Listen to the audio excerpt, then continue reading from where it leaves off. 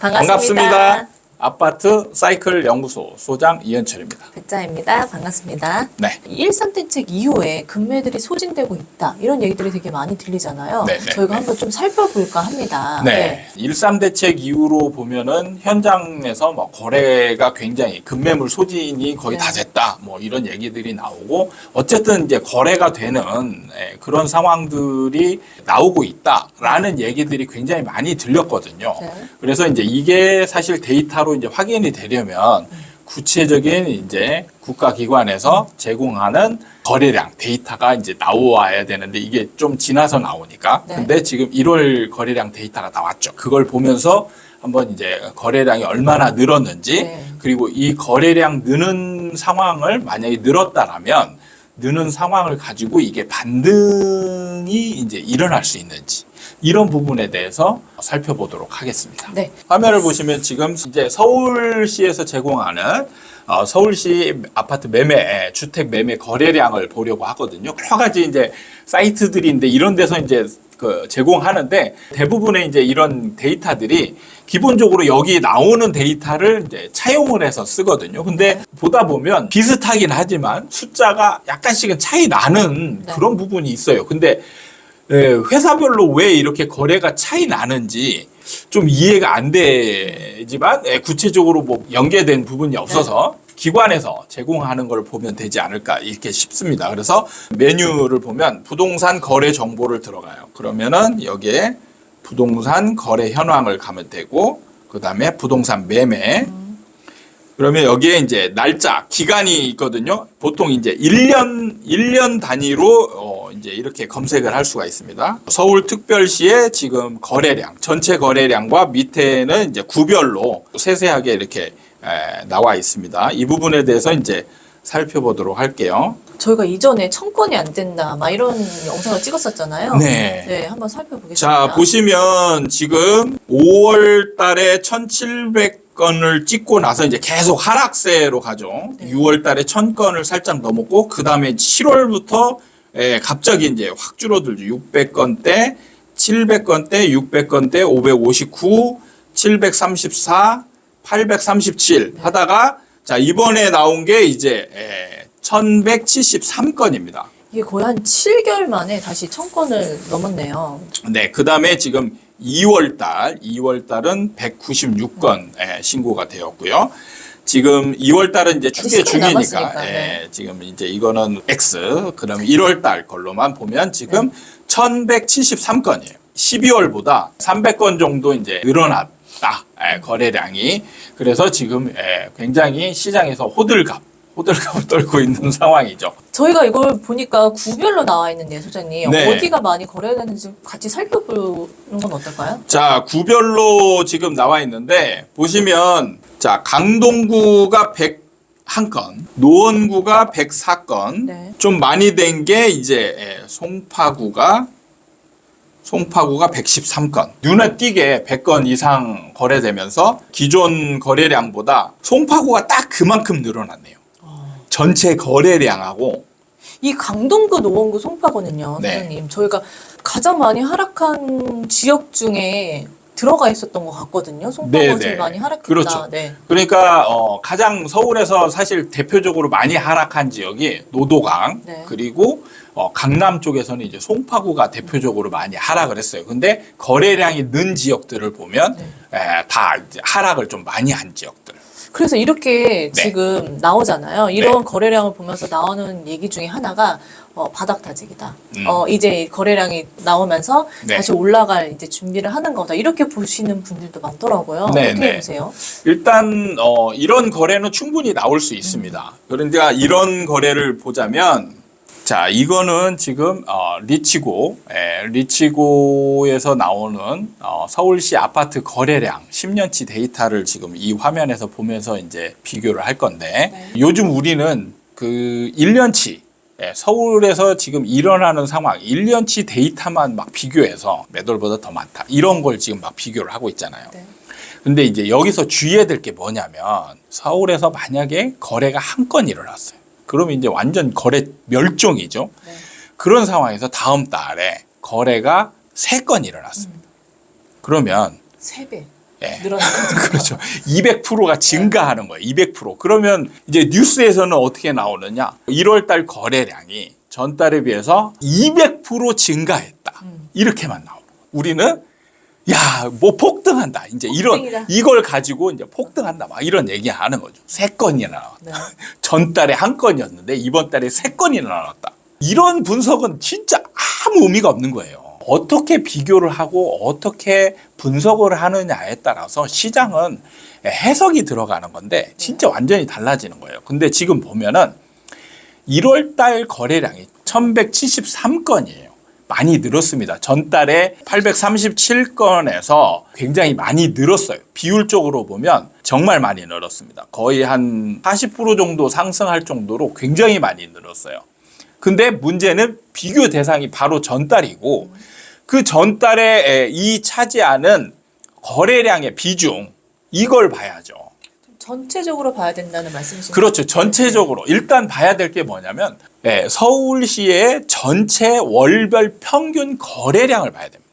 좀 기간을 길게 오래 잡아서. 봐야죠. 네. 그래서 제가 10년치를 보는 게 자, 10년치의 리치고를 보잖아요. 네. 평균이 6,006건이에요. 평균이 6,006건이고 그 위에 엄청 올라갔던 기간도 있고. 그렇죠. 그러네요. 그러니까 뭐냐면 상승하려면 자, 상승하는 조건이 뭔지 아시는지 잘 봐야 돼요. 네. 거래량이 늘지 않으면 상승을 할 수 없습니다. 이제 제가 얘기하는 완전한 바닥권에서 전세가에 이제 밀려 올라가는 상황만 거래량이 좀 적어도 올라갈 수 있는 상황이에요. 그 외의 상황에서는 거래가 동반이 되어야 이제 상승할 수 있습니다.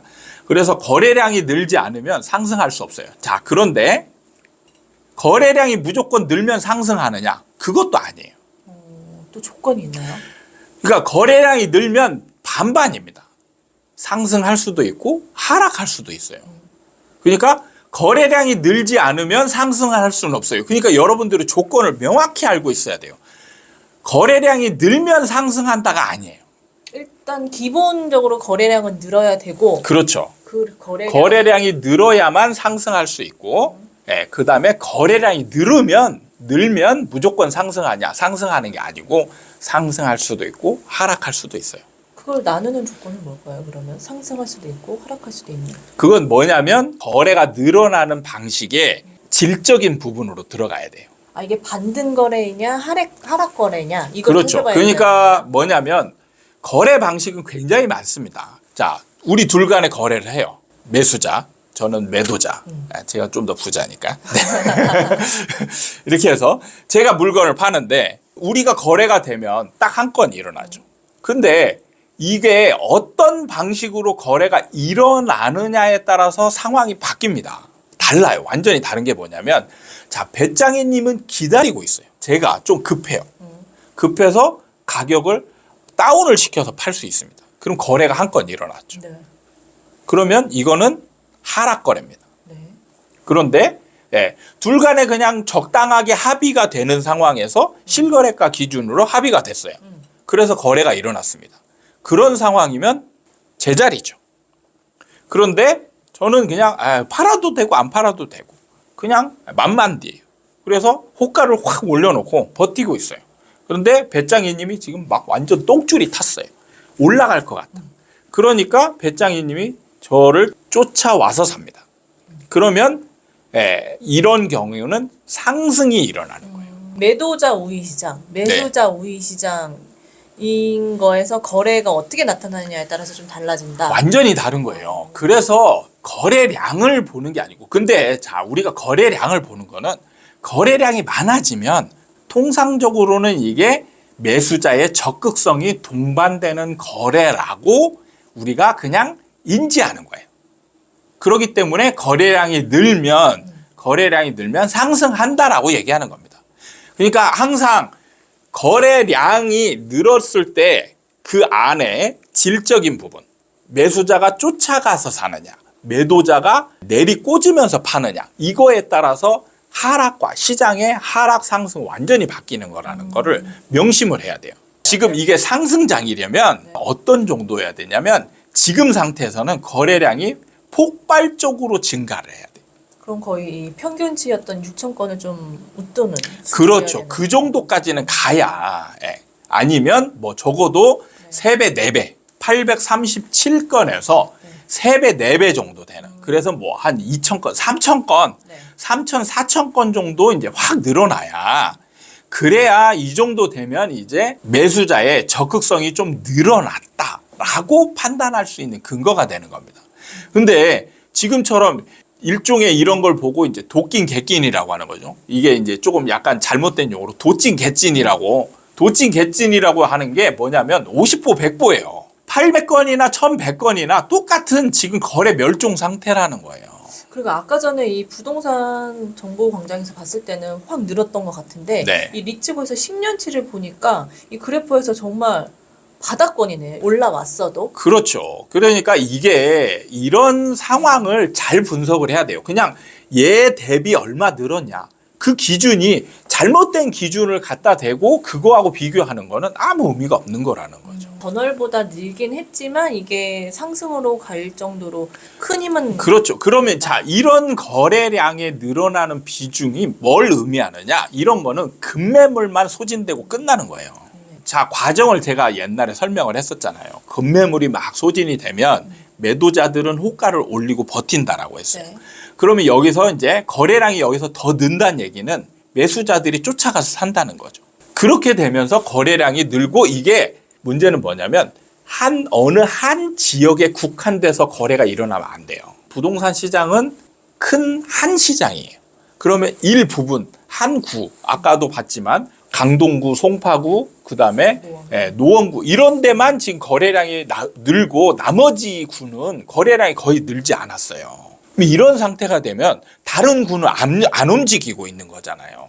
안 움직이고 있는데 뭐 예를 들어서 거래량 는 데가 약간 올랐다. 그러면 이걸로 다른 구를 견인을 시켜줘야 되는데 그게 어렵다는 얘기죠. 분위기가 어느 쪽으로 잡혀져 있는가가 중요한 게 이런 장이 상승장이었다라면 견인을 해요. 근데 하락장이잖아요.